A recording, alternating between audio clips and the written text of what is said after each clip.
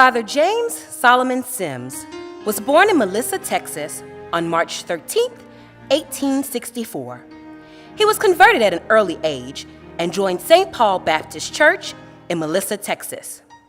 Father Sims relocated to Dallas, Texas in 1884 and united with the New Hope Baptist Church.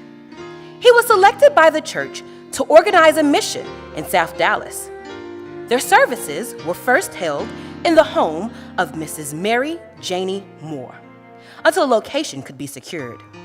The membership was low and unattractive to most ministers until a revival was conducted by Reverend Tolliver, which was a great success.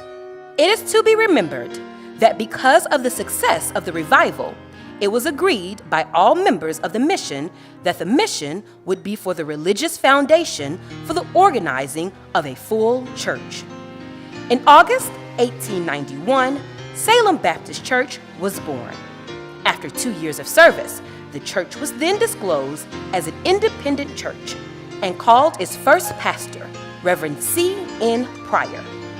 During Reverend Pryor's pastorate, the church purchased its first property, and the mortgage was cleared in 3 years. Salem was well on its way, and membership continued to grow, causing the church to be moved and rebuilt several times. In 1911, under the pastorate of Reverend R.D. Kennedy, the church was moved to Preston and Parish Streets. In 1917, the church was rebuilt by Reverend L.B. Skinner, and the church grew both physically and spiritually. It was during this time that the church gave birth to her first spiritual offspring, Zion Hill Baptist Church, which was organized by Reverend Bilbrew at Flora and Bowl Streets. In 1932, under the pastorate of Reverend C.A. Powers, a new church was built, and momentum was not lost. Due to city expansion in 1946, a site was purchased at 710 Bourbon Street, and the building was moved there in 1947. Let's not forget the state of America during this time. Salem was birthed 26 years after slavery ended. During this time in history, blacks were met with discrimination and had difficulty obtaining work because white business owners considered whites to be more educated and reliable. Consequently, blacks organized to help strengthen the black community. The black church was typically the first community institution to be established. Black churches grew to be the focal point of the black community, providing social aid to poor blacks and organized responses to political issues. It supported the growth of the black community and provided education when formal learning institutions did not exist for blacks. Salem served in each of these capacities. In May 1954, the Reverend L.B. Nelson was called to pastor Salem Baptist Church. Before coming to Salem, he was the pastor of the First Institutional Baptist Churches of Phoenix, Arizona, where he had served for 12 years. Upon his arrival, he found the church in need of leadership and discovered that it was in a diminishing community. Therefore, he set out to retire all the church's financial obligations, and within 5 years, it was accomplished. Pastor Nelson led the church in buying a new site on Eugene and Crozier Street in South Dallas, which is the present site. The church voted to employ an architect and draw up plans for the new church and educational building. And this present site was constructed at the cost of $210,000.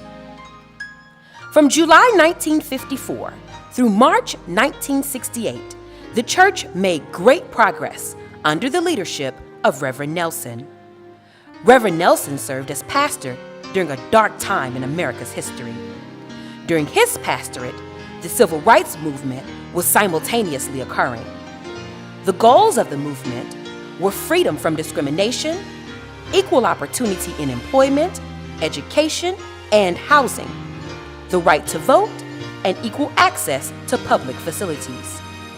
To put things into perspective, Reverend Nelson pastored Salem through the Brown versus Board of Education, a landmark 1954 Supreme Court case in which the justices ruled unanimously that racial segregation of children in public schools was unconstitutional. Reverend Nelson pastored Salem through the lynching of Emmett Till, the 14-year-old Chicago native accused of whistling at a white woman in Money, Mississippi. Reverend Nelson pastored Salem through the Montgomery bus boycott, which was a political and social protest campaign against the policy of racial segregation on the public transit system of Montgomery, Alabama. The campaign began when Rosa Parks was arrested for refusing to surrender her seat to a white person.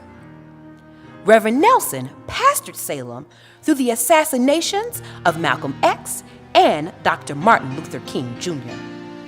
He even pastored Salem through the Voting Rights Act of 1965.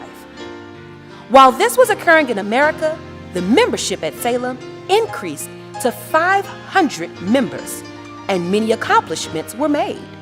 The church became the sponsor of the Mayo Kindergarten School at Eagle Ford. A storehouse for the needy was maintained, and a scholarship fund was established to help assist young boys and girls with school costs. Salem proved to be resilient. In April 1968, Reverend Nelson became ill, and Reverend Washington was selected to be pastor. Reverend Washington was installed as the 18th pastor of this great church. In the early 1990s, Reverend Michael Easley became the pastor of Salem Baptist Church and briefly led the congregation spiritually until his departure. In 1993, Reverend Dr. A.E. Campbell Jr. became the 20th pastor. Reverend Campbell laid to rest many, married several couples, baptized into the hundreds, accepted many unto church membership by Christian experience, developed several new church auxiliaries and ministries, as well as counseled many and prayed for all. During the pastorate of Reverend Dr. A.E. Campbell Jr., the Black church remained a pivotal institution in Black communities. As we reflect on history, Pastor Campbell saw us through the Million Man March in 1995 to the election of our first president, first Black president, that is, Barack Hussein Obama, in November 2008. In 2008, Reverend Campbell became ill, and in 2010, he was then named Pastor Emeritus, and Reverend Todd M. Atkins was installed as the 21st pastor of Salem Institutional Baptist Church. Pastor Atkins has inspired many and encouraged several to serve the Lord wholeheartedly, and his hope is to make Salem bigger and better in its kingdom-building process. Pastor Atkins is a visionary, and during his pastorate, the church has undergone several improvements, purchased a new church bus, and developed several new church ministries. Pastor Atkins has reestablished Salem's role in the community and works tirelessly to build Salem's congregation and communal impact. Over a 130-year time span, Salem has withstood the test of times, and we hope our history inspires you to serve the Lord here with us at Salem Institutional Baptist Church.